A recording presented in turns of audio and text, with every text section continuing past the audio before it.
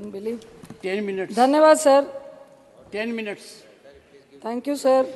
एक महिला होने के नाते मैं आशा करूंगी कि आप 5 मिनट आप अपनी तरफ से मुझे देंगे, और मैं सत्ता पक्ष को भी कहूंगी कि आज महिलाओं का दिन है। मैं होम मिनिस्टर साहब से रिक्वेस्ट करती हूं कि 5 मिनट आप अपनी तरफ से मुझे दीजिएगा, अपनी पार्टी से दीजिएगा। सबसे पहले मैं महिला रिजर्वेशन बिल का स्वागत करती हूं। मैं भी महिला हूं और चाहते हैं हम लोग कि महिलाओं की जो भागीदारी है वो सदन में बढ़े, राजनीतिक परिवेश में बढ़े, लोगों के प्रतिनिधित्व करने में बढ़े। मैं एक आपत्ति दर्ज कराना चाहती हूं जिसका नाम आपने दिया है महिला आरक्षण का, नारी शक्ति विधेयक।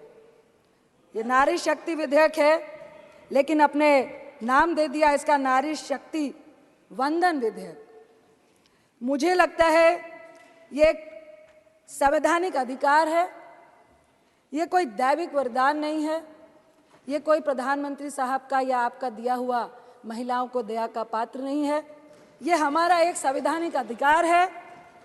आपने इसका नाम दैविक और दया और पूजा से जोड़ के मुझे लगता है जो आंदोलन का इतिहास था उसको भी खत्म करने की कोशिश की है। ये एक मैं महिला होने के नाते बोल रही हूँ।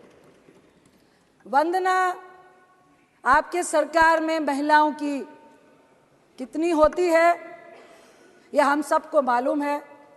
वंदना हम महिलाओं की, सत्ता पक्ष हो या विपक्ष में हो, जितनी भी पुरुष मानसिकता है, महिलाओं की वंदना इतिहास गवाह है कि जब जब आपको शक्ति की जरूरत होती है, जब जब आपको सत्ता पाने की जरूरत होती है, जब जब आप विजय की आशा रखते हैं, तब आप एक महिला को देवी बनाकर उसकी पूजा करने लगते हैं, वंदना करने लगते हैं।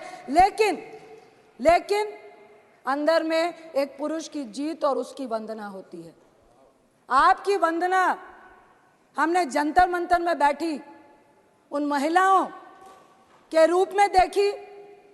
आपकी वंदना, आपका महिलाओं का सम्मान जब मणिपुर पे हमारी महिलाएं निवस्त्र हो रही थी, हमने तब देखी। आपकी वंदना और आपकी पूजा और सम्मान जब एक रेपिस्ट को बचाने के लिए, जब आप सत्ता पक्ष वालों को यह मालूम चलता है कि वोट की राजनीति में जरूरत है, तो मैं रिक्वेस्ट करती हूँ, हमें अधिकार चाहिए। दया का पात्र ना महिला कभी थी ना होगी। यह हमारी करुणा है, हमारी ममता है कि हम आपको, अपने आप को आपके सामने दया का पात्र बनने देते हैं, क्योंकि हमारे में इतनी करुणा है। हम आज इस नए सदन में बैठे हुए हैं, मैं प्रशंसा करती हूँ, बहुत अच्छा है, लविश है। लेकिन एक बात जरूर कहूँगी, जो पुराना सदन है वो घड़े का पानी है और ये जो नया है रेफ्रिजरेटर का पानी है। और घड़े के पानी की जो महक होती है ना, वो जिंदगी सालों सालों तक हम भूल नहीं पाते हैं। बस इतना फ़र्क है, ये आपको भी सोचना पड़ेगा कि आखिर ये फ़र्क इस पुराने बिल्डिंग और नए बिल्डिंग में क्यों है। मैं ज़रूर बोलूँगी कि आप महिलाओं के अधिकार की बात कर रहे हैं। मेघवाल साहब को मैं लोकसभा में कल सुन रही थी टीवी में बैठकर, आप बड़ी बड़ी वंदना और नारी शक्ति की बात कर रहे थे, लेकिन आपकी नारी शक्ति के लिए इतनी बड़ी प्रेरणा है सभापति जी कि जब इस नई बिल्डिंग का उद्घाटन हुआ तो हमारी महिला राष्ट्रपति आदरणीय मुर्मू जी को उद्घाटन तक में नहीं बुलाया गया। यह है आपकी नारी वंदना। 13 साल से हमारा आरक्षण, हमारा अधिकार, हमारा सम्मान से हम वंचित हैं। लेकिन मुझे आपके इस बिल में षड्यंत्र नजर आता है। 13 साल से राज्यसभा में हम लोगों ने पारित किया था और आज आप इसको लेकर आए हैं, अरे प्लीज सुनिए ना। आज आप इसको लेकर आए हैं 9.5 साल के बाद। 2014 में आप सत्ता में आए, आपके मैनिफेस्टो में था महिला आरक्षण देना है। 9.5 साल क्यों लग गए? मेरा पहला सवाल आपसे यही है। दूसरा सवाल, महिला आरक्षण के लिए आपको स्पेशल सत्र बुलाने की जरूरत क्यों पड़ गई? प्रचार करना था। जो लाइमलाइट लेने की आदत आपको हमेशा से रही है, इसमें भी महिलाओं को भी आपने यूज किया है। तीसरा सवाल, आपने कहा जातीय जनगणना और परिसीमन का पेच जो आपने लगाया है, क्यों लगाया? मैं आपसे पूछती हूं, आपने इसका जवाब दे रहे थे कल कि अगर हम ये नहीं कहते तो आप पीआई लेकर सुप्रीम कोर्ट जाते। अरे आप तो वो लोग हैं जिन्होंने नोटबंदी लगाने से पहले किसी से चर्चा भी नहीं की और 155 लोग लाइनों में मार दिए, तो अभी ऐसी कौन सी बाधा है?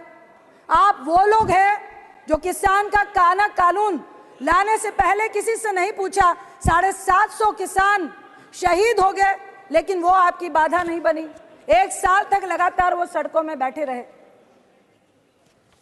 मैं आपसे सवाल करती हूं कि फिर महिलाओं के रिजर्वेशन के अधिकार में ये परिसीमन की, ये जनगणना की, सीट के रोटेशन की जो आपने बाधा लगाई है, क्या ये चुनावी एजेंडा है 2024 का, जिस पे आपको सिर्फ और सिर्फ झुंझुना दिखाना है? मैं आपसे आपकी नियत और अपने कांग्रेस की नियत के बारे में सफाई देना चाहती हूँ, उदाहरण देना चाहती हूँ। आप महिमा मंडल कर रहे हैं कि आप महिला रिजर्वेशन बिल लेकर आए, लेकिन मैं आपको उदाहरण देती हूँ कि 9 मार्च 2010 में जब यूपीए 2 राज्यसभा में जब ये बिल पारित हुआ था, यानी सत्ता में आने के 1 साल के बाद, यानी कि हमारी मंशा आने वाले लोकसभा में इसका प्रचार करना नहीं था। 10, 11, 12, 13, 14 में चुनाव था। हम सिर्फ और सिर्फ महिला को सशक्तिकरण करना चाहते थे।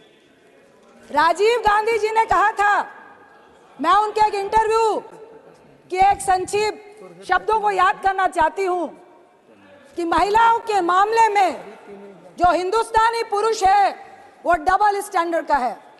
एक तरफ तो वो ऊंचे सिंहासन में महिला को बैठाता है, लेकिन दूसरी तरफ जब उसको सम्मान और समानता का अधिकार देने की बारी आती है, तब वो अपना पल्ला खींच लेता है, जैसा कि आपने हमारी राष्ट्रपति जी के साथ किया,